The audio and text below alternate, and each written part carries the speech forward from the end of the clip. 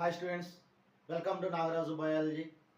ఈరోజు మనం చెప్పుకోబోయే టాపిక్ వచ్చేసి ఆంధ్రప్రదేశ్లో intermediate second year BiPC botany యొక్క సిలబస్ మారినటువంటి కొత్త సిలబస్. బాటనీలో ఏ లెసన్స్ ఉన్నాయి అనేవి చూసుకున్నాం. మొట్టమొదటి యూనిట్ 1 ఫస్ట్ యూనిట్ దేని గురించి అంటే రిప్రొడక్షన్, ప్లాంట్స్ యొక్క రిప్రొడక్షన్ గురించి ఫస్ట్ యూనిట్. దాని లోపల చాప్టర్ నెంబర్ 1 ఫస్ట్ చాప్టర్లో sexual reproduction in flowering plants యొక్క సెక్సువల్ రిప్రొడక్షన్ గురించి మొత్తం కూడా యూనిట్ 1 లోపల ఉండిద్ది.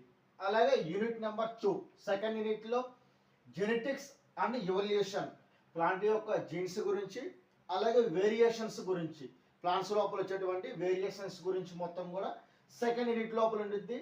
ఆ సెకండ్ యూనిట్లో ఉన్నటువంటి చాప్టర్ నెంబర్ 7లో ఇవన్నీ కూడా ఉండటం జరుగుతుంది. Principles of inheritance and variations, అలాగే ఇన్హెరిటెన్స్ యొక్క ప్రిన్సిపల్స్ ఏంది, వాటి యొక్క వేరియేషన్ యొక్క ప్రిన్సిపల్స్ ఏంది అనేది మొత్తం కూడా యూనిట్ నెంబర్ 2లో మనం నేర్చుకోవడం జరుగుతుంది. దీని తర్వాత చాప్టర్ నెంబర్ 3 యూనిట్ 2లో chapter number 3 molecular basis of inheritance. Third వచ్చేసి molecular basis of inheritance unit second, chapter number 3.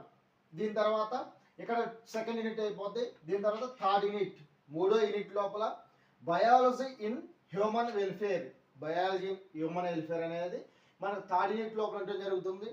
ఈ మూడో యూనిట్లో ఉన్నటువంటి చాప్టర్ నెంబర్ 4లో మైక్రోబీస్ ఇన్ హ్యూమన్ వెల్ఫేర్, ఈ మైక్రోబీస్ అనేవి హ్యూమన్ వెల్ఫేర్కి ఎలాగ ఉపయోగపడతాయి అనేది మొత్తం కూడా యూనిట్ నెంబర్ 3 లోపల మనం నేర్చుకోవడం జరుగుతుంది.